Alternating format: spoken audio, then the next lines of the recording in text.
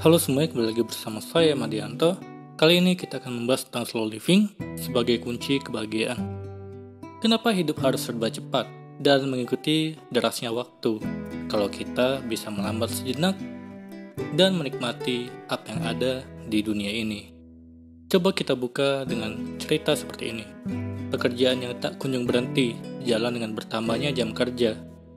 Forbes mencatat, dengan mengutip hasil survei Harvard Business School, sekitar 94% profesional bekerja lebih dari 50 jam per minggu. WHO menyatakan, 1 dari 7 orang mengalami gangguan kesehatan jiwa di kantor. Sementara, studi dari Badan Ekonomi Kreatif pada 2016 menyatakan bahwa sepertiga pekerja di industri kreatif mengalami overwork dengan jam kerja lebih dari 40 jam setiap minggu.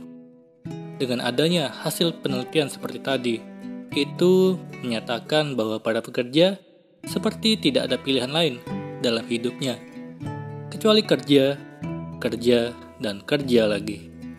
Dalam tuntutan hidup yang serba cepat, bekerja dianggap sebagai salah satu cara untuk menyesuaikan diri, termasuk tenggelam dalam ritme yang kadang tidak manusiawi. Manusia saling berlomba untuk mengejar lebih dulu siapa yang paling cepat mencapai garis akhir. Kalau tak mampu berlari cepat, maka jangan mengharapkan adanya relasi dan masa depan sebagai jaminan. Dampaknya tidak main-main. Selain kesehatan rentan terganggu, kita seolah tak punya kebebasan untuk menentukan apa yang akan atau ingin kita lakukan, dan kita dipaksa tunduk pada budaya yang serba cepat yang semakin kesini semakin menyeramkan. Bersantai untuk menikmati hidup. Slow living atau pola hidup yang melambat merupakan cara dan respon atas rutinitas yang cepat, serba teratur, dan penuh kesibukan. Mereka yang menerapkan slow living adalah orang-orang yang berharap menjalani hidup dengan seimbang dan tidak berlebihan.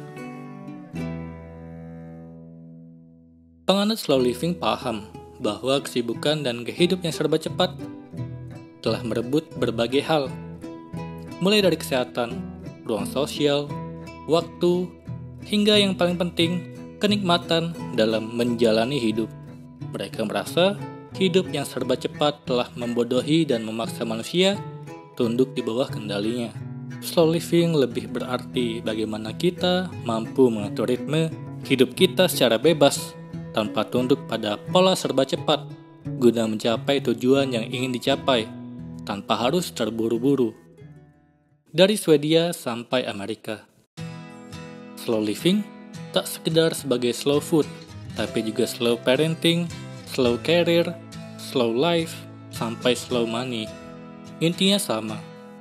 Kita menolak untuk tunduk pada budaya serba cepat, serta memilih melakukan sesuatu dengan perhitungannya pas, menikmati proses, dan mementingkan kualitas dibanding kuantitas. Konsep hidup semacam ini turut mendorong beberapa negara mulai menerapkan slow living di kehidupan sehari-hari. Di Swedia, keberadaan slow living dapat dilihat ketika perusahaan menetapkan jam kerja hanya berdurasi 6 jam. Tujuannya adalah untuk meningkatkan produktivitas, membuat pekerja lebih bahagia, dan punya waktu untuk menikmati kehidupan pribadi mereka. Kondisi di Amerika pun mirip. Keinginan untuk menerapkan pola hidup slow living muncul sebagai tanggapan atas budaya serba cepat yang diyakini memiliki potensi untuk menghancurkan kesehatan, relasi sosial, dan komunitas.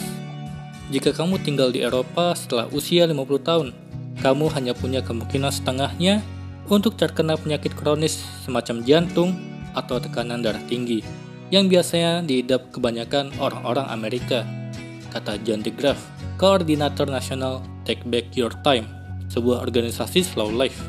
Karena orang-orang di sana bisa berolahraga lebih banyak, lebih sedikit makan makanan cepat saji, dan tidur lebih banyak. Edgar S. Chan, mantan jaksa dan pendiri Time Banks, organisasi slow life, mengungkapkan durasi bekerja di Amerika telah berubah jadi budaya, simbol sekaligus status sosial.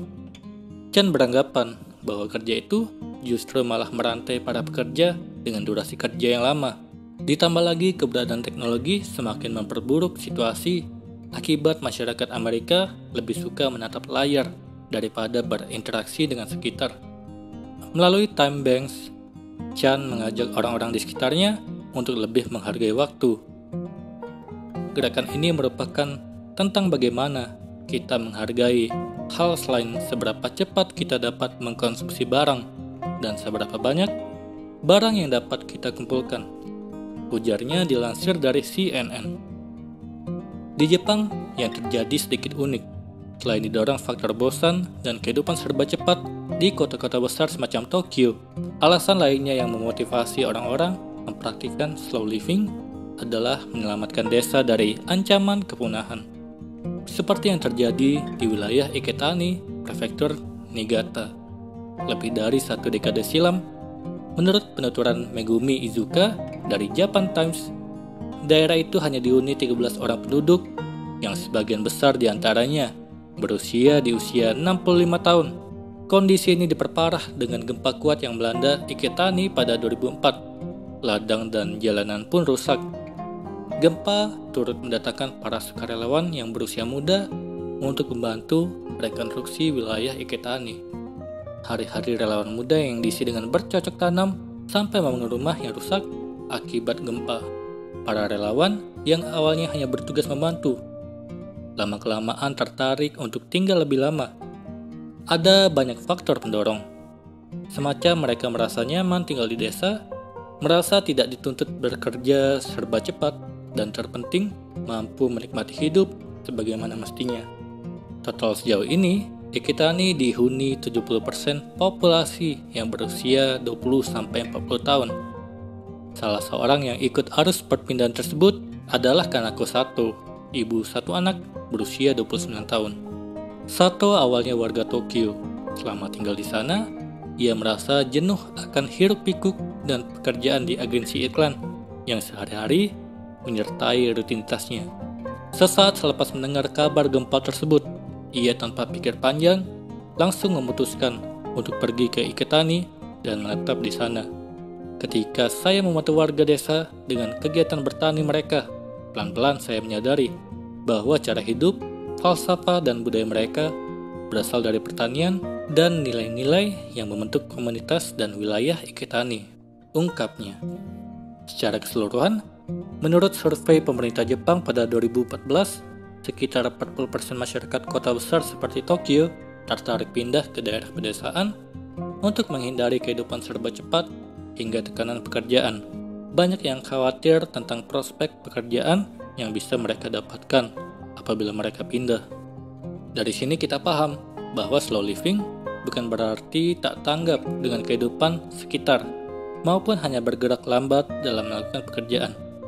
Slow living adalah prinsip dan sikap sekaligus upaya untuk mendapatkan kebebasan dalam diri yang selama ini tersita oleh kemacetan, tenggat pekerjaan, sampai pertanyaan dan urusan tak penting lainnya. Jadi bersediakah warga kota-kota besar untuk mempraktikkan slow living? Kali ini kita akan membahas tentang hedonic treadmill sebagai penyebab orang merasa sulit bahagia. Apakah kamu sudah memiliki apa yang kamu mau saat ini, namun masih terasa tidak cukup, atau belum juga kamu merasa bahagia? Mungkin itu salah satu penyebab kamu mengalami hedonic treadmill. Sering terjadi pada awalnya, kamu berharap untuk dapat bekerja dan memiliki penghasilan tertentu agar kamu bisa lebih bahagia. Tapi ketika hal tersebut sudah tercapai, kamu merasa masih perlu mengejar banyak hal dan masih merasa kekurangan. Hingga akhirnya suatu waktu, kamu jadi tidak bisa benar-benar bahagia dan merasa puas atas apa yang telah kamu capai selama ini. Itulah salah satu tanda kamu memiliki hedonic treadmill. Jadi apa sih sebenarnya hedonic treadmill ini? Bagaimana sih cara mengatasinya? Arti dari hedonic treadmill ini diambil dari positif psikologi. Hedonic treadmill pertama kali ditemukan oleh Brickman dan Campbell tahun 1971 dalam bukunya yang berjudul Hedonic Relativism and Planning the Good Society. Di buku tersebut, istilah ini disebut sebagai hedonic adaptation. Tapi kemudian di tahun 90-an, Michael Eynick menyamakan konsep ini seperti treadmill. Dari itu, istilah ini menjadi dikenal dengan hedonic treadmill. Kalau diartikan tiap katanya, hedonic berarti kegiatan yang selalu bersenang-senang atau mencari kebahagiaan. Sedangkan arti treadmill merupakan alat fitness yang sering digunakan untuk berolahraga lari yang kita lakukan di dalam ruangan. Dengan demikian, hedonic treadmill bisa diartikan sebagai emosi kebahagiaan seseorang yang cenderung kembali ke asal, tidak berubah atau tetap berada di tempat meskipun telah mencapai kesuksesan. Jadi intinya adalah hedonic treadmill ini merupakan kegiatan saat orang yang berlari mengejar sesuatu tapi tetap saja berada di tempat, tidak ada kemajuan sama sekali. Sebagian besar orang terjerumus dan meyakini bahwa meningkatkan standar hidup dari hari ke hari akan meningkatkan rasa bahagia mereka. Namun pada kenyataannya, hal tersebut hanyalah bentuk kebahagiaan yang tidak nyata dan membuat kita tidak kemana-mana dan membuat kita berada di tempat saja, tidak pergi ke mana-mana. Apa sih yang menyebabkan hedonic treadmill? Diambil dari Develop Good Habit, hal ini terjadi karena kamu merasa akan lebih senang atau bahagia jika memiliki sesuatu. Seringkali saat kamu melihat apa yang dimiliki orang lain, apa yang dicapai orang lain, kamu akan terpacu untuk memiliki atau mencapainya. Kemudian, kamu pun berpikiran bahwa jika kamu memiliki sesuatu yang sama, mencapai suatu titik yang sama, kamu akan bisa lebih menikmati hidup. Tapi yang terjadi, kalau kamu sudah berada di titik tersebut, kamu tetap tidak bisa membuat hidupmu bahagia. Kamu tetap merasa kurang dan perlu mencapai atau memiliki hal baru lainnya karena kamu tidak puas dengan apa yang kamu miliki saat ini. Jadi bagaimana cara melepaskan hedonic treadmill? Berikut adalah caranya. Yang pertama, menyadari bahwa kamu sedang terjebak dari hedonic treadmill. Setelah kamu menyadari ini, maka kamu akan merefleksikan diri bahwa apa yang kamu miliki tidak ada kaitannya dengan kebahagiaan yang kamu rasakan. Dengan begitu, kamu akan lebih mempertimbangkan ketika akan memiliki sesuatu dan bersyukur ketika mendapatkan sesuatu, dan juga tidak akan merasa terlalu sedih ketika kehilangan sesuatu.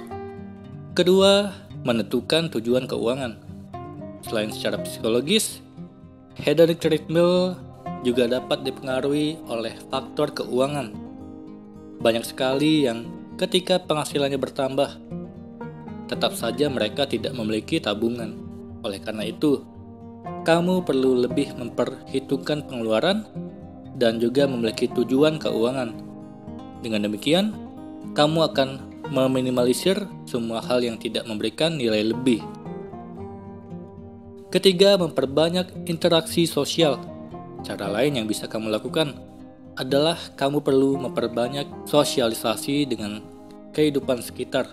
Namun jika lingkunganmu tidak memberikan hal yang positif, cobalah pindah dan temukan lingkungan baru yang bisa memberikan hal yang positif. Dengan demikian, interaksi sosial atau kegiatan sosialisasi itu dapat membantu membuat kita jadi lebih bersyukur dengan apa yang kita miliki. Kita pun akan menemukan banyak orang yang dapat bahagia dengan cara hidup sederhana dan hidup minimalis. Keempat, mempraktikkan mindfulness atau kehidupan berkesadaran. Hal lain yang dapat kamu lakukan adalah mempraktikkan mindfulness. Mindfulness adalah keadaan mental di mana kamu sepenuhnya sadar akan apa yang terjadi, apa yang sebenarnya kamu inginkan saat ini, juga mengakui dan menerima perasaan dan pikiran yang dimiliki. Jadi pada intinya, kamu dapat menemukan arti yang lebih baik dari apa yang ada di sekitarmu. Dengan mempraktikkan hal ini, kamu juga dapat membuat dirimu lebih segar dan rileks dan terbebas dari stres. Kelima, menerapkan gaya hidup minimalis. Selain mindfulness, gaya hidup minimalis akan membuatmu dapat memaksimalkan hal-hal yang kamu miliki. Hal ini berarti kamu dipaksa untuk memiliki barang sesedikit mungkin, namun memiliki fungsi yang dapat memenuhi berbagai keperluan. Dengan begitu, kamu akan merasa cukup dengan apa yang dimiliki. Dan hal itu akan membuatmu terlepas dari jebakan hedonic treadmill. Hedonic treadmill menjadi penghalang bagi seseorang untuk hidup lebih baik. Padahal setiap orang perlu untuk berkembang. Setiap individu perlu untuk melangkah maju dan menjadi pribadi yang berbeda setiap harinya. Semoga ini bermanfaat. Sekian dan terima kasih.